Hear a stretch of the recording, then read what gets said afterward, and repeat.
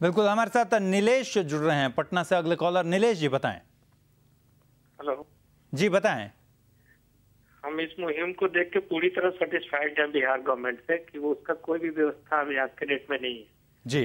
फिर पिछले साल जैसे 2008 में उतना आदमी मरा था, फिर इस बार भी ऐसे ही मरेंगे लोग। बड़ा सवाल है कि सरकार क्यों नहीं सबक लेती है। सरकार वायदे करती है हर साल और उन वायदों पर खरा नहीं उतरती है। अभी जबकि मानसून ने ठीक से दस्तक नहीं दिया है, बारिश उतनी ज्यादा नहीं हुई है और तटबंधों का टूटने का सिलसिला शुरू हो गया।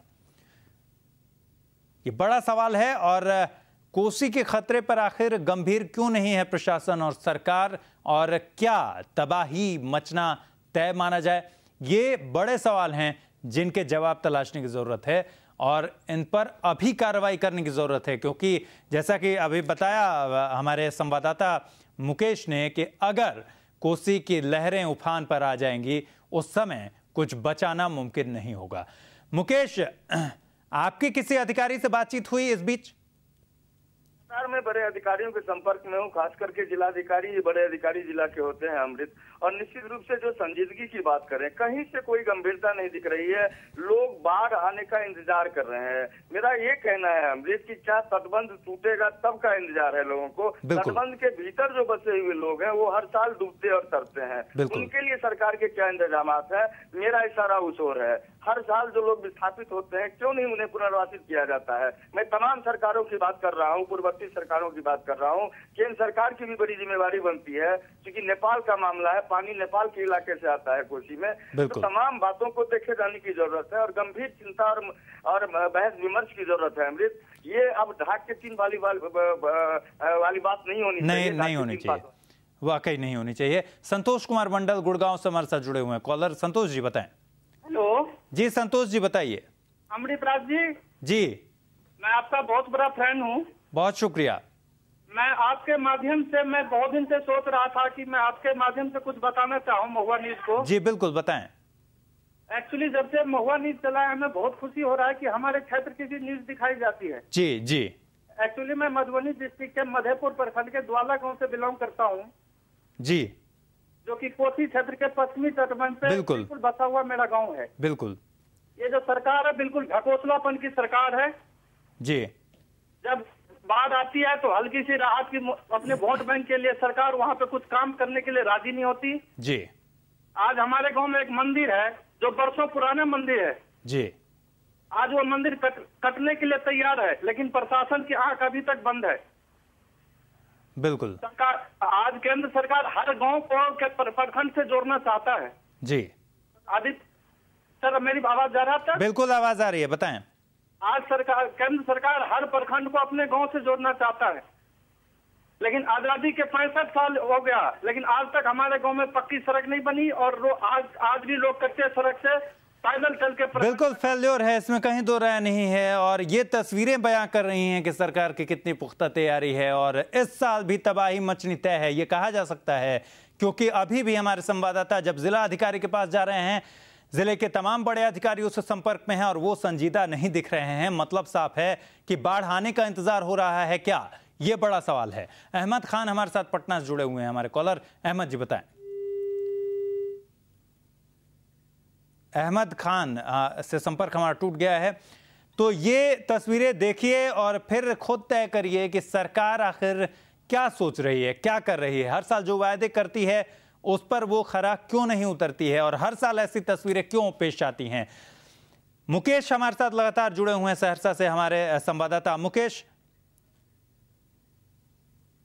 से हम बात करेंगे। बिहार का शोक कहा जाता है कोसी को, बिहार का अभिशाप कहा जाता है कोसी को। नेपाल में हिमालय से निकलती है कोसी।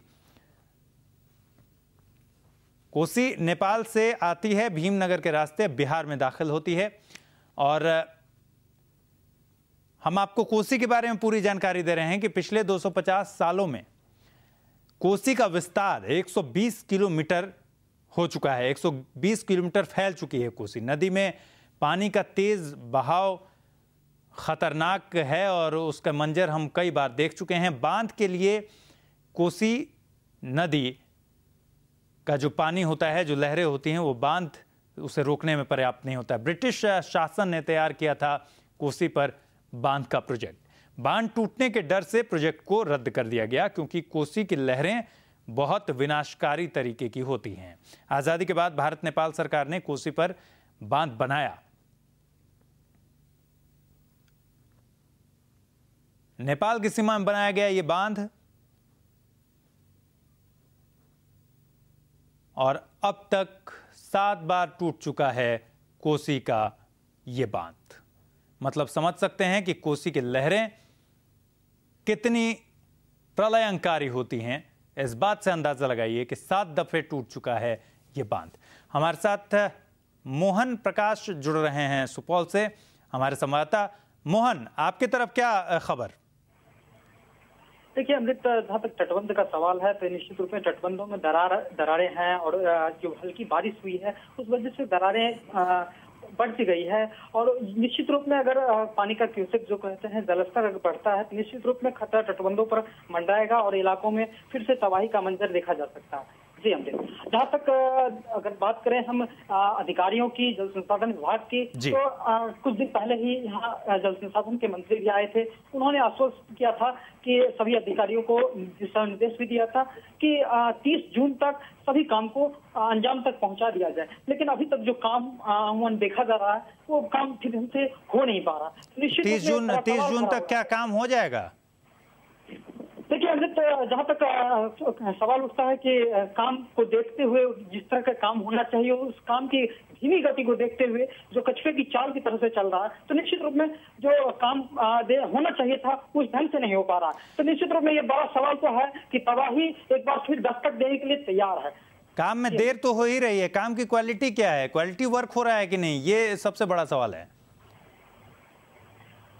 देखिए अमृत, जहाँ तक इसकी चौड़ीकरण पक्कीकरण का जो काम था वो पिछले साल सितंबर महीने में ही पूरा कर लेना था, लेकिन ये कंपनी जो है वो कहते हैं काम जो था वो कार्य धीमी गति से चल रहा था, जिस वजह से जल संसाधन विभाग के अधिकारियों के द्वारा, प्रधान सचिव के द्वारा इसे ब्लैक लिस्टेड भी किया गया। फिर किस तरह बात फिर बनी और उसके बाद मंत्री के आश्वस्त होने के बाद फिर इस बात डेट को बढ़ा दिया गया। लेकिन देखा जा रहा है कि कहीं से भी जो होना चाहिए था, जिस रूप में खड़ी होनी चाहिए थी कंपनी को, जो काम को अंजाम तक पहुंचाया जाए। ये कंपनी मोहन कौन सी है? वशिष्ठा है जो हैदराबाद की कंपनी है, उसी को वहां भी ठेका दिया गया है?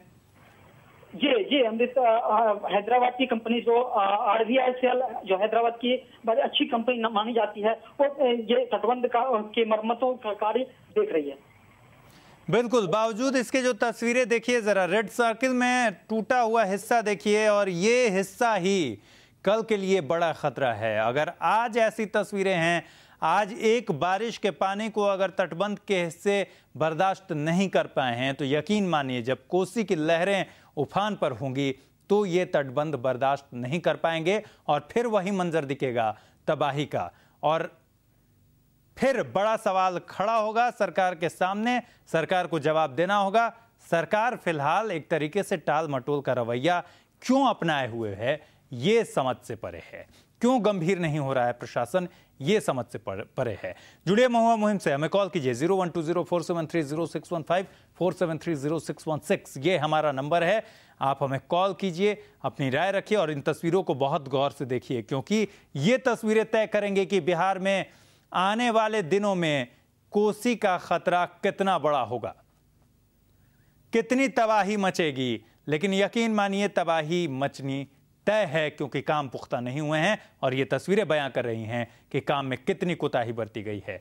क्वालिटी वर्क की तो छोड़िए, 30 जून तक अगर काम को पूरा करने का लास्ट डेडलाइन दिया गया था, लेकिन काम जिस रफ्तार में है लग नहीं रहा है कि ये काम पूरा कर लिया जाएगा।